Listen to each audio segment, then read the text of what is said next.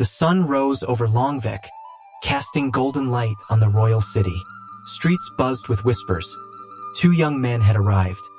One with a voice like flowing silk, the other with a flute that could charm the wind. The king, seated among his many wives, smiled as he heard the news. At once, he gave orders, "Prepare a performance." Silks were hung, lanterns lit, and the palace stirred with excitement, for Tum and Pitch were to perform before the crown. As the sun dipped low, and the courtyard filled with nobles and royal wives, Tum and Pitch stepped onto the platform. Silence fell. Tum's voice rose, deep, steady, reverent, the ancient verses flowing like water from the Dharma itself. Pitch's flute echoed after him, weaving a sound both joyful and aching.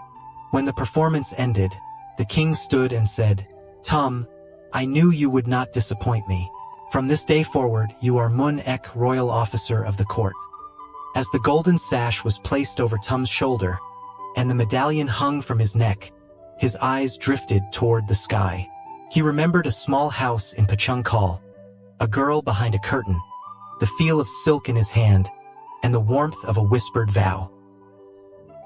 "I've received everything, except the one thing I long for most. Teav, my heart still lives with you." "Tum," soft whisper. After a time, the king grew weary of his current companions and longed for a new wife. He issued an order across the kingdom. "Seek beauty from any land, Khmer, Chinese, or Vietnamese. Noble-born or humble, let charm alone be the crown she wears." Royal envoys set out across Cambodia. They searched high palaces and humble huts, yet none could meet the king's desire. Until one day, they arrived in the quiet village of Pachungkal. As the sun dipped low, 2 girls strolled by the village well. Teav and her loyal servant. No, the servants saw Teav and stopped. Her grace, her elegance, she was unlike any they had seen. Curious, they asked villagers nearby, "Who is this girl?" "That's Teav, promised to Myrnorn, the son of Lord Orchun," they said.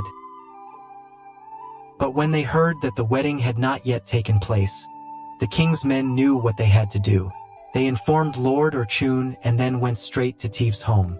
Ye Fan, Teav's mother, was overjoyed. "Prepare yourself, my child. You are to meet the king," she told her daughter. That very dawn they departed.